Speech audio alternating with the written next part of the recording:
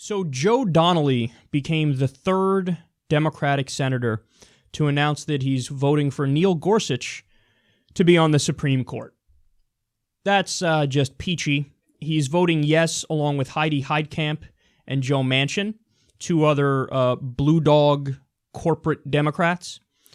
So what bugs me about this story more than anything else is that these are the politicians that the establishment press loves. So they always talk about the Joe Manchins as if this is the future of the Democratic Party. They need to all be more like Joe Manchin if they want to be viable. In other words, the Democrats always need to run to the right. That's what they say. Like, well, you got to be like a reasonable centrist, and you got to negotiate and compromise. And in order to do that, you need to have Democrats who vote all the time with the Republicans.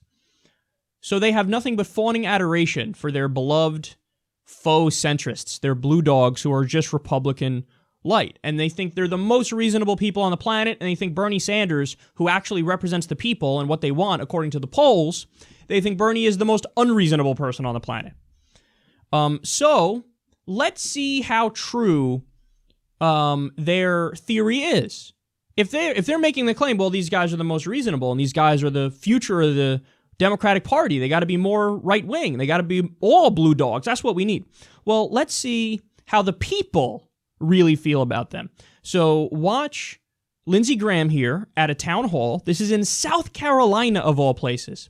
Let's see how they feel about Judge Neil Gorsuch.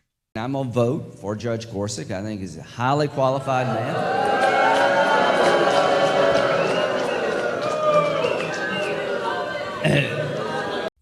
South Carolina Town Hall. South Carolina. Deep in red country.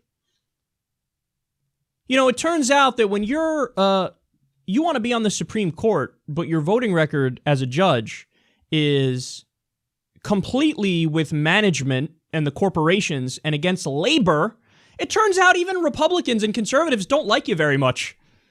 We're talking about a guy who almost always votes with corporations over workers. We're talking about a guy who is a theocrat. He loves meshing together church and state as long as we're talking about Christianity. We're talking about a guy who says under no circumstances is physician-assisted suicide okay. Terminal cancer, doesn't matter. He wrote a book against it. We're talking about a guy who praises Scalia till no end. He's baby Scalia. In deep red South Carolina, when a Republican says, I'm going to vote for this guy, boos. But according to the establishment media, you need reasonable centrist Democrats, blue dogs like Joe Manchin and Heidi Heitkamp. That's the future of the Democratic Party. Except the people say, hell no, hell no, hell no. Man, they've been wrong about everything, and they still smugly make the same predictions and double down. Like, you would think when the Democrats ran the ultimate corporate insider candidate, the ultimate establishment candidate, Hillary Clinton, and then we got our asses handed to us on a silver platter, and you would think that when Republicans hold the presidency, the Senate, the House, most state legislatures, and most governorships, you would think that they would say, you know what, maybe that was the wrong move. Instead, they double down. They say, no, the problem is they weren't far right enough, and we need to go further right, and we need to have like Joe Manchin. And by the way, think about how dumb they are as individuals. Like, they think because they're from red states and Trump won those states, they're like, well, obviously they're going to support Trump and everything he does, and we need to just fall in line and do what Trump wants us to do because that's our only chance to win re-election. They're going to get wiped out. They're going to get wiped out because Trump has a 35% approval rating right now. And people aren't just drones. That's why you have, in South Carolina, town hall people booing Judge Gorsuch because they know enough about him to say, I don't like that guy. So they're doing the exact thing. They're trying to save their own ass, and that's why they're voting for Gorsuch. But that's the exact opposite thing that they should do. They should vote against him and take a stand and say, look, man, doesn't look out for the workers. That would actually get them reelected. That would get them sympathy. But no, they're going to do the wrong thing, thinking it saves their ass, so they care more about their ass than they do the country. But ironically, if they did the right thing by the country, it would actually save their ass.